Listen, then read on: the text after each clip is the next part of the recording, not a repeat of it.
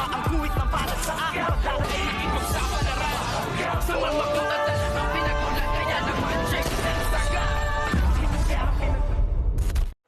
Good evening and welcome sa aking munting channel. Ang buong akala nga nitong si Agustos ay katapusan na ng grupo nga nitong si Tanggol dahil nga sinet up at pinagsabong niya nga ang dalawang grupo, ang grupo ng mga bakartel na ngayon nga ay sinabihan nga nitong si Agustos na meron nga daw i-deliver dito ng mga droga at kapalit ay puro mga diamante at walang kaalam-alam ang grupo nitong si Tanggol na ito ay isa lamang palabas nitong si General Pacheco dahil nga ang nasa isip niya ay ngayon ay mauubos na ang grupo ni Tanggol at makakamkam niya ang lahat nga ng negosyo ni Tanggol at siya ngayon ang tataguri ang pinakamalaking sindikato at ang grupo naman ng mga bakartel ay uubusin nga nila Tanggol. Ngunit nagkakamali nga ng inaakala itong si General Pacheco na ang buong akala nga niya ay mauubos at mawawala na ang grupo ni Tanggol para nga mabigyan siya ng malaking posisyon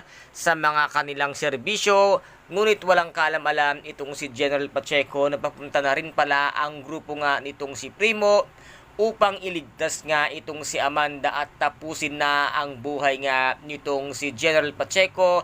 At dito ay maiipit nga si General Pacheco. Gustuhin man niyang tawagan sila Tanggol, ngunit huli na ang lahat dahil ito nga ay nakikipagbakbakan na sa mga bakartel. At ngayon na ang buong akala ni General Pacheco ay mawawala na sila Tanggol, ngunit nagkakamali pala siya. Ito palang si General Pacheco ang siyang mawawala dahil mismong si Primo ang siyang tatapos ng kanyang buhay at ngayon ay maililigtas nga nila itong si Amanda at ngayon ay magpapakalayo-layo na sila upang magbagong buhay at dito naman mawawakasan na ang kasamaan at kalokohan nitong si General Pacheco. Muli na sila magsasama nitong si Colonel Suarez na wala na rin at ngayon siya naman na ang susunod at ngayon din naman ay magtatagumpay ang grupo ni Tanggol sa paglaban nga sa mga bakartel at dito naman ay may darating nga isang malaking grupo na magiging kakampi nga nila Tanggol.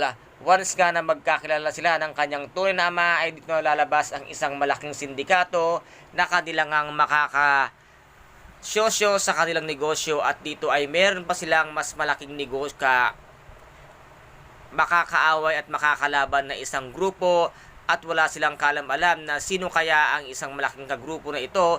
Ito kaya ay ang kanilang kakampi or ito kaya ay isa sa mga kamag-anak nga nitong si Olga ang pagpasok nga dito ni si Albert Martinez. Kaya marami pa po tayong pakaabangan dito nga sa FPJ ang Batang Quiapo. At kung nagustuhan po ninyo ang aking videos for today, paki-subscribe na lamang po ng aking channel, paki-like and share para maging update kayo sa lahat ng gagawin kong videos. Maraming salamat po. Ingat, God bless and bye-bye!